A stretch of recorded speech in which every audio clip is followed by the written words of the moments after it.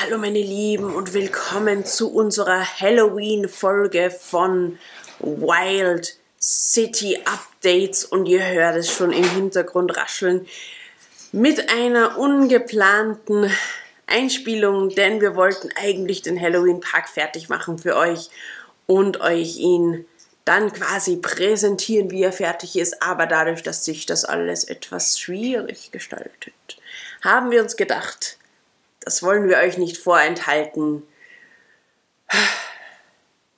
Wir zeigen euch mal, was wir geplant haben, welche Umbauarbeiten gerade stattfinden und warum wir wahrscheinlich das Messer zücken müssen. In dem Sinne, kommt einfach mit. Also, hinten unter dem Stadtplatz ist Christoph gerade, der in den Säckchen raschelt.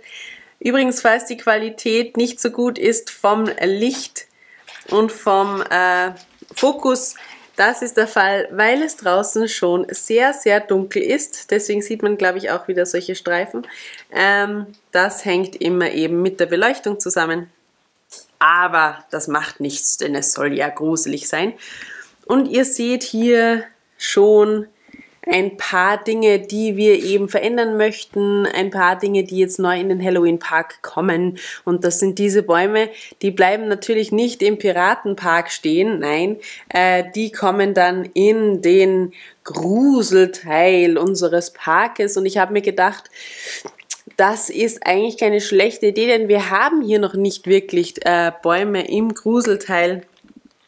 Deswegen habe ich jetzt vom Baumhaus, da gibt es ja auch die Herbstversion, habe ich die Teile wiederverwertet quasi in diesen kleinen Bäumchen für den Gruselpark.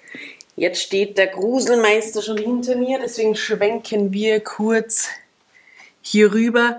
Die Frage jetzt, warum muss das Messer wohl gezückt werden? Es liegt schon bereit und es ist ein bisschen spooky. Fragt mich nicht, ich bin gerade nicht so belastbar. Ja. Ich habe jetzt ungefähr eine Stunde damit vergeudet, hier im Gruselbereich ein bisschen den Weg auszugestalten. Rita hat da schon mal begonnen mit Dark Tan Fliesen 2x2. Ich habe sie auch dann gefragt, ob ihr das gefällt. Sie hat gesagt, ja. Ich habe sie dann nochmal gefragt, ob ihr das gefällt. Sie hat wieder gesagt, ja. Und jetzt kommt sie drauf, sie will den Weg doch etwas anders haben, und zwar in Dark Bluish Grey. Deswegen werde ich jetzt wahrscheinlich die restliche Nacht, es ist jetzt ungefähr kurz vor Mitternacht, damit verbringen, hier die Fliesen wieder aus dem Gruselpark zu entfernen und dann ein bisschen zu schauen, wie man das in Dark Bluish Grey gestalten kann. Ja, so viel also dazu. Ihr seht, auch nicht alles, was wir bauen, ist von Natur aus schön und perfekt. Aber Rita hat schon recht, wir haben ja im gesamten Vergnügungspark einen Weg aus Dark Tan und da würde es nicht schaden, wenn hier der Weg ein bisschen anders ist. Außerdem ist der doch ein bisschen zugeordnet und zu schön gepflastert für einen Gruselpark. Wobei er mir an sich gut gefällt, muss ich sagen, der würde mir wahrscheinlich für den restlichen Park gut gefallen. Denn da haben wir ja noch immer den Weg, den wir damals gelegt haben. Den könnten wir da vielleicht auch noch ein bisschen umändern, wenn wir dann irgendwann mal Zeit haben. Jetzt nicht, denn jetzt sind wir im Gruselpark. Aber an sich gefällt mir das schon sehr gut mit diesen breiten Straßen. Aber wir haben uns dann gedacht, vielleicht ist es doch ein bisschen zu clean quasi. Naja. Oh no, wir jetzt melden kommt das uns alles wieder mit weiteren Schauergeschichten, wenn es dann soweit ist und Rita nicht zerstört alles ab. die Achterbahn hier. Ja, wenn es ein Update gibt, dann melden wir uns. Oh ja, bis später. Gruselt euch nicht zu viel.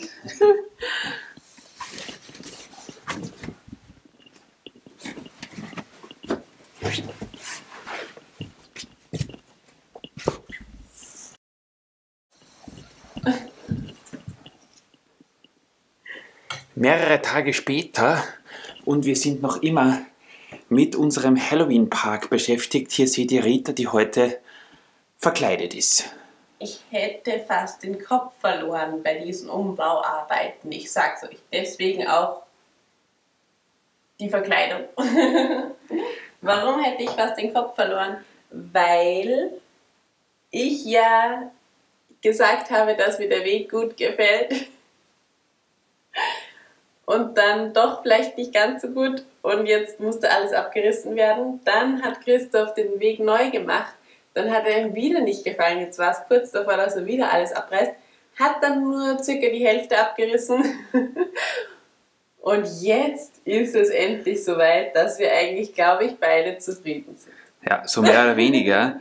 Also es war bis jetzt selten, dass uns ein Projekt so dermaßen ja, viele Kopfschmerzen bereitet hat, aber das soll ja auch sein, denn der Halloween Park soll cool werden, der soll richtig gruselig aussehen und ich würde sagen, ich reiche Frau Emmet mal, die übrigens, ihr passt diese Weste, mir leider nicht, ich bringe sie nicht über meinen muskulösen Bizeps.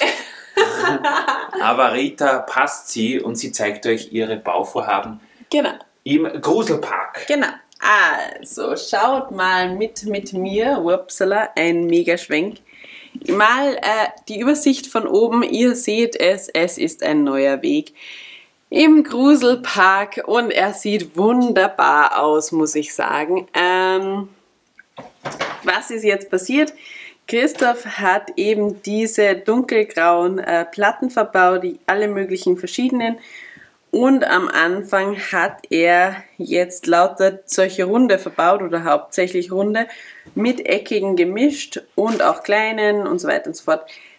Aber das hat ihm dann nicht gefallen, weil es einfach extrem unruhig war, weil extrem viel von diesen Spalten hier dann im Weg verbaut war. Jetzt hat er diese Runden fast alle wieder herausgerissen. Ihr seht, es sind nur mehr ganz wenige hier. Und hat diese durch eckige bzw. so halbeckige ersetzt. Und ich finde, es sieht grandios aus, mein Lieber. Ja, ich finde auch, dass sich das Ergebnis langsam sehen lassen kann. Ihr hattet übrigens recht, diese 2x2 Befliesung in Dark Tan war zwar eigentlich sehr schön und sehr artig, aber das passt wirklich nicht besonders für einen Gruselpark. Ja. Mir gefällt jetzt auch erstens mal vom Farbkontrast her diese Variante in dunkelgrau besser und es war dann wie gesagt so, dass wir oder besser gesagt, dass ich das geplatet habe in fein säuberlicher Arbeit in mehreren Stunden und dann irgendwie nicht zufrieden war mit dem Ergebnis, weil, wie Rita gesagt hat, wir für meinen Geschmack zu viele dieser 2x2 runden Plates verbaut haben. Die haben wir jede Menge, ich glaube zwischen 500 und 1000 locker noch, aber die haben das Bild irgendwie so, keine Ahnung, wie Rita gesagt hat, es war zu unruhig, es hat mir nicht gefallen. Jetzt habe ich die auf ein Mindestmaß reduziert und ich finde, so sieht es jetzt um einiges besser aus. Vielleicht können wir bei den größeren Spalten noch runde, dunkelgraue Plates rein, quetschen. Das dürfte sich da und dort noch ausgehen, denn die Runden gehen sich ja oft auch neben Wedge Plates aus.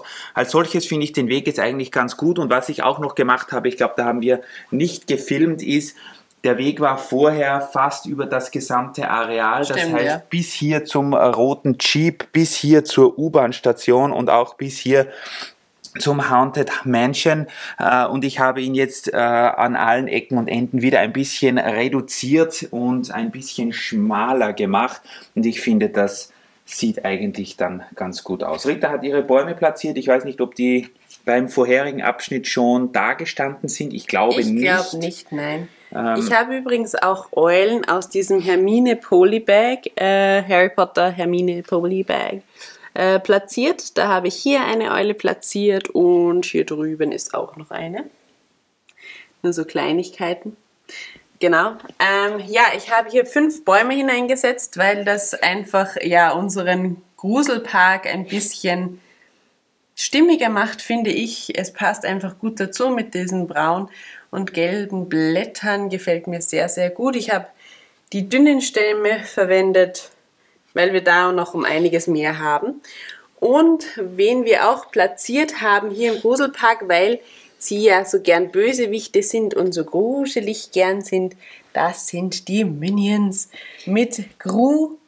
Und die lassen sich hier gerade fotografieren übrigens. Und diese Figur hier drüben, die war auch in diesem Set dabei. Ihr seht diese Dame hier. Ups, genau. Das ist so ein Figurenpack aus dem Legoland, wenn ich mich nicht täusche. Genau. Das wollte Rita unbedingt. Ansonsten werden wir bei den Minions-Sets eher passen, denke ich. Ja, aber ich finde, ein paar Minions gehören auf jeden Fall in jede Stadt. Sowas darf man nicht verpassen. Ja. Wir haben auch sonst an allen Ecken und Enden ein bisschen abgegradet. Es sind jede Menge dieser Game-Minifiguren noch platziert worden. Also diese hier, die es bei diesen Brettspielen dabei gegeben hat, diese halbgroßen Minifiguren. Da gibt es nämlich lustigerweise einige, die so aussehen wie Skelette oder Mumien oder auch Zombies. Die haben wir da und dort noch ein bisschen platziert. Ich habe auch noch ein paar Spinnen und Fledermäuse von Rita gereicht bekommen. Die haben wir ebenfalls noch da und dort ein bisschen hingesetzt, damit das alles schöner aussieht. Und ihr habt es vielleicht beim letzten Mal schon gesehen, wir haben den Friedhof umgedreht. Der zeigt jetzt in den Gruselpark hinein, anstatt vom Gruselpark raus. Ich weiß nicht, wer den aufgestellt hat. Mir gefällt es so irgendwie besser. Das heißt, man sieht die Gräber und das Ganze jetzt, wenn man im Gruselpark ist. Ansonsten hat man nur auf den Zaun hingesehen. Und ich muss noch einmal drauf plädieren, die viel verhasste Serie Hidden Side. Rita und ich haben gestern darüber geredet, wie schrecklich das Verpackungsdesign war und so weiter. Aber die Sets sind erstklassig, also wirklich, das ist eine Serie, der wir ja vielleicht nicht nachweinen werden, aber wo wir schon traurig sind, dass es die nicht mehr gibt. Alleine, wie gesagt, der Friedhof oder auch diese Gefängnisinsel, die ist wirklich sensationell cool. Ich finde auch, ja, das stimmt allerdings. Finde ich, ist definitiv unterschätzt worden, diese Serie. Da sind schon einige coole Sachen dabei und ja, zum Beispiel auch unsere Achterbahn, die wir umgebaut haben, die es ja leider so nicht gegeben hat. Wäre doch ein grandioses Set gewesen. Das ist wahr, ja. Also wir hoffen, ihr gruselt euch beim Anblick dieses Parks, denn dann haben wir unser Ziel erreicht. Ja. Wir geben unser Bestes. Lasst euch auf jeden Fall nicht erschrecken, wenn Kinder bei euch anläuten sollten. Vielleicht im Emmet-Kostüm. Ja, im Emmet-Kostüm könnte sein. Was werden wir jetzt noch machen im Gruselpark? Ich habe mir gedacht, dass wir die Ränder des Wegs noch ein bisschen ausgestalten mit vielleicht irgendwelchen verdörrten Zweigen oder dass teilweise auch vom Weg noch was genau. Oder dass teilweise vom Weg noch etwas abgebrochen ist und abgesplittert ist. Wir haben sicher noch ein paar kleine Figuren, die dorthin passen, auch vielleicht aus dem Stranger Things Set.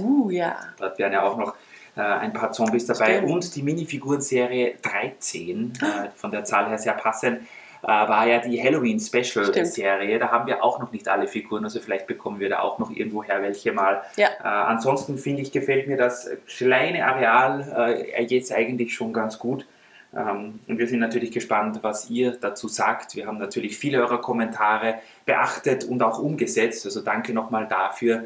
Ohne euch wäre auch dieser Bereich nicht der geworden, der er jetzt ist. Und ich glaube, Rita ist auch sehr zufrieden. Eigentlich wieder lustig, genauso wie beim Strand und beim Winterdorf. Wir arbeiten an diesen Bereichen eigentlich immer, wenn es dann um die Zeit wird, das Richtung Halloween, Richtung Sommer und so weiter und so fort. Das macht einfach am meisten Spaß und da arbeitet man dann immer wieder weiter und wir bekommen immer wieder super Kommentare, auch zu unseren alten Videos, weil Leute auch immer wieder unsere alten Videos noch anschauen, was uns sehr, sehr freut. Und da kann man dann super weiterbauen. Also danke dafür, immer weiter so. Und ja, dann bleibt uns nichts anderes, als euch ein gruseliges Halloween zu wünschen. Macht es gut, bleibt gesund und unerschreckt. Und dann sehen wir uns ja hoffentlich bald wieder. Ganz richtig. Dann als nächstes vielleicht im Winterdorf. Keine Ahnung. Ja, hoffentlich. Tschüss. Tschüss, bis bald.